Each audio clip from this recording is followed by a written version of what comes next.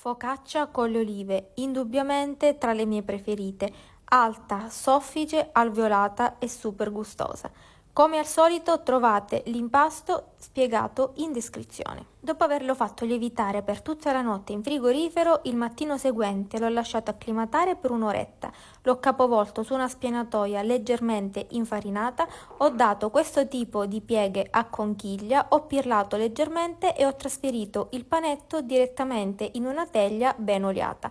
Ho coperto e ho aspettato nuovamente il raddoppio. Trascorso il tempo, ho condito tutta la superficie con abbondante olio d'oliva, ho fatto i classici buchi da focaccia, ho coperto e ho fatto riposare per circa mezz'oretta. Dopo mezz'ora ho ripetuto i buchi e ho condito con abbondanti olive taggiasche, ancora un giro d'olio, fiocchi di sale e via in forno alla massima temperatura per circa 10 minuti sulla base e poi per altri 10 minuti nella parte centrale.